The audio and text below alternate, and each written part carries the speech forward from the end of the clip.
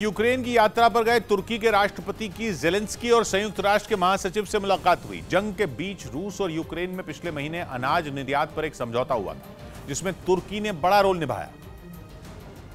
और कहा जाने लगा कि रूस और यूक्रेन के बीच अनाज समझौता तुर्की के राष्ट्रपति रजब तैयब एर्दोआन की कोशिशों का ही नतीजा था, जिसके अगले महीने एर्दोआन यूक्रेन पहुंचे। उनका यह दौरा तब हो रहा है जब संयुक्त राष्ट्र के महासचिव एंटोनियो गुतेरेस भी यूक्रेन में हैं और इन दोनों नेताओं की ज़ेलेंस्की के साथ एक मुलाकात होने की भी खबर है। लेकिन ये सब तो वो है जो दिख रहा है, लेकिन जो नहीं दिख रहा वो ये कि तुर्की रूस और यूक्रेन के बीच सीज फायर की कोशिश कर रहा है। और अनाज समझौता तुर्की की उन्हीं कोशिशों का पहला पड़ाव था, जिसके बाद तुर्की को रशिया यूक्रेन के मध्यस्थ रोल के रूप में देखा जाने लगा। और कहा जा रहा है कि अपने इसी रोल को निभाने के लिए ही एर्दोआन यूक्रेन पहुंचे, जहां यूएन महासचिव की मौजूदगी में उनकी ज़ेलेंस्की से बात हुई। कहा जा रहा है कि एर्दोआन चाहते हैं कि अनाज समझौते के बहाने रूस और यूक्रेन की बात सीज फायर तक पहुंच जाए, क्योंकि इस समझौते ने जंग रुकने की थोड़ी ही सही लेकिन उम्मीद तो जगा ही दी है।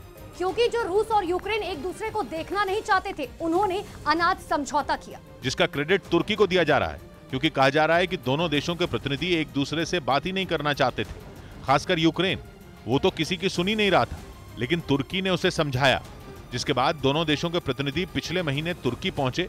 लेकिन खबर आई कि वो एक साथ एक मेज पर नहीं बैठे और बारी बारी से अनाज से जुड़े मिरर समझौते पर साइन किया।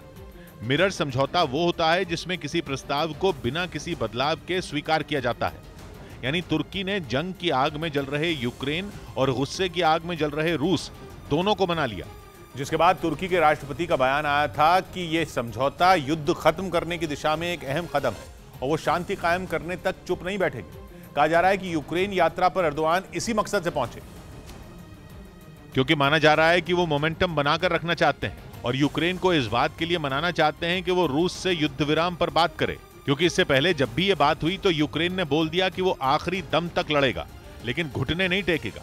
इस चक्कर में यूक्रेन 6 महीने से जंग की आग में जल रहा है, क्योंकि ना अमेरिकी सेना उसका साथ देने आई और ना यूरोप के दूसरे देशों ने सेना भेजी, जिसका नतीजा ये हुआ कि यूक्रेन की सेना रूस की विशाल सेना से अकेले ही लड़ रही है। इस जंग का अंत नजर ही नहीं आ रहा, क्योंकि रूस की मिसाइलें वक्त बेवक्त यूक्रेन के लोगों पर बरस रही हैं। कई जगहों पर रूस की सेना का कब्जा होने की भी खबर है।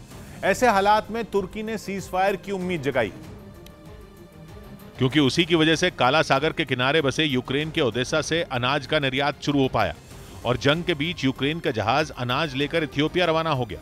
तुर्की के केवल यूक्रेन से ही नहीं बल्कि रूस से भी ठीक ठाक संबंध है। नेटो में रहते हुए तुर्की ने रूस से नजदीकी बनाई हुई है, फिर चाहे वो स्वीडन और फिनलैंड को नेटो में शामिल करने का मामला हो या S-400 मिसाइल डिफेंस सिस्टम की डील का।